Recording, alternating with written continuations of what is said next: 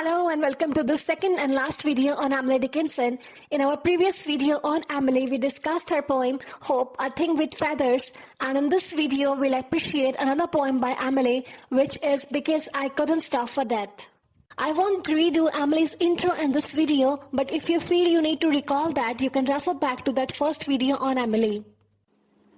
There is something curiously cinematic about this poem, and this one is curious presentation of what goes on during and after death in Emily's amazing scheme of things. The very opening of the poem is marked by a powerful personification wherein death acts as a suitor, as a handsome suitor who encourages the speaker to get into the carriage and ride with him into the unknown world, and this suitor is both kind and civil. Emily had the experience of watching so very many people dying, including the death of her cousin. Besides, she lived near a cemetery wherein she watched many people riding to their final resting place, their graves. This could be the possible inspiration for the setting of this poem. Well, this poem of Emily records her speaker's close encounter with death and immortality. She makes use of personification to portray death and immortality as characters. In the beginning of the poem, the speaker is too busy to stop for death, and it's death who eventually stops for her. And by the way, death here is personified as a handsome suitor, as a handsome friend who is kind and civil enough to stop for her. And it's this very civility and kindness which impresses the speaker, and it makes her leave aside all the works that had kept her busy, and she gets ready to enjoy the carriage ride with the handsome suitor. And this carriage ride is symbolic of the author's departure from life, from this life to afterlife. She is in the carriage with death and immortality. The other members who are present in the carriage along with her are death and immortality. The handsome suitor drove the carriage with significant calm and ease, without making any haste, and impressed by his civility, the speaker went with him willingly. She had set down all she wanted to do in life, or had put aside everything to be with him. He takes her through the course of her life with a slow and patient ride, and immortality too is present with them but is silent. Please mark the transition between line 3 and 4 of the first stanza, and then again the second and third line of the second stanza. You will notice the lines cut off before their natural stopping points, and in literary terms we call it enjambment. And then the handsome suitor takes her through the course of her life. They drive past the school, and the suitor is generous enough to give her time to recall her childhood. And this one is a slow and patient ride, so when they drive past the gazing grain, the poet is allowed again to think back upon the prime of her life. And finally they pass the setting sun, and the setting sun symbolizes the death of the poet. The sunset is beautiful and gentle, and so is the passing from life to afterlife, according to Emily. Please mark the use of alliteration. We have two words, labor and leisure, in the second stanza, and then we have school and strove in the third stanza. Also mark how this alliteration is giving a nice rhythm to the poem. Her place in the world shifts between stanza 3 and 4. When she says that we passed the setting sun, but at the opening of the first stanza, she corrects herself that rather he passed us, because she has stopped being an active agent. She is dead already and is only a part of landscape now. It's only after the realization of her new place in the world, her death also becomes increasingly physical for us. While she mentions the dewdrops and the chill attached with it, she explains that her dress is only gossamer and a tippet is just a tulle. And she realizes that she's underdressed and her dress is inappropriate for the ride, and that she's been cheated. If you notice carefully, you will find the alliteration in dews and dew is adding significantly to the meaning of the poem. It's the coldness attached with the dews which awakens the poet to reality.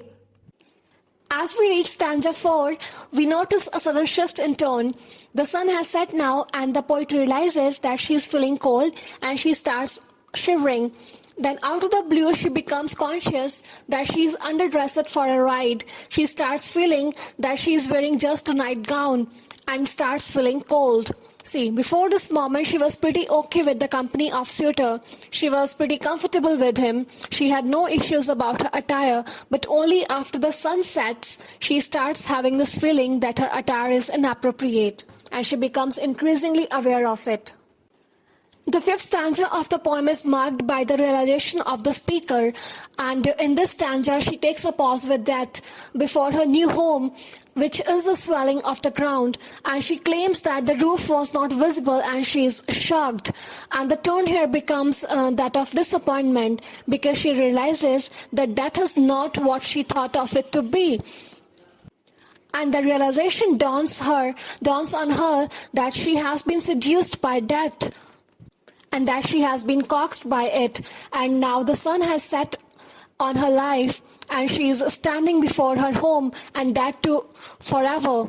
And disappointment sets in when she realizes it. And she thought death was kind and was gentle, but now it has turned out to be somebody else. And now she is feeling cheated, she is feeling deceived, because death lured her with grand promises of eternity. And now all that she sees is a small, damp home, a small, damp, eternal home, and she is feeling cheated. At one point of time, Emily viewed death as something sweet and gentle, and she welcomed it, because she felt that she would be only passing from this life to afterlife for something better, which is portrayed in the first stanza of the poem. She is calm and reflective as she passes by the school children and the grain field. She is at peace watching the beautiful sunset on her life, but when the warmth of the sun is gone, and all that she is left with is a damp cold, she feels shocked. She feels cheated. She looks at her new home, and that too is not a mansion in the sky, which she expected, but it's just a swelling of the ground, a sheer swelling of the ground, and she naturally feels cheated.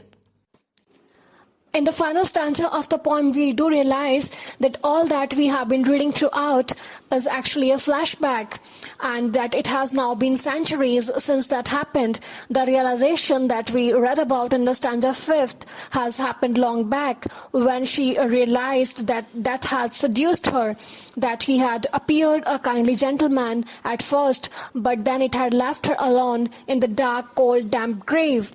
And this all happened in past. That is what we witnessed so far was actually a flashback.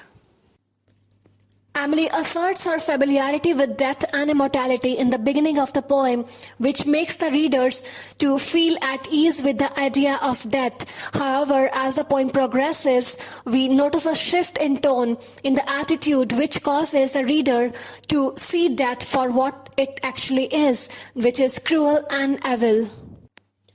We get to know in the 5th stanza that the poet has already acquired immortality, and time loses all of its meaning. Hundreds of years feel no different than a day, because time is gone. The speaker can still feel with relish that moment of realization that death was not just death, but it was actually meant to be immortality. She becomes conscious of the heads of the horses that were pulling her towards this eternity, towards this home. This poem is built around the personification, which is introduced in the very beginning of the poem. Death is personified as a handsome suitor who encourages her to get into the carriage and ride with him into the unknown. He is both kind and civil. Immortality too is personified throughout the poem, who is silent but is accompanying her.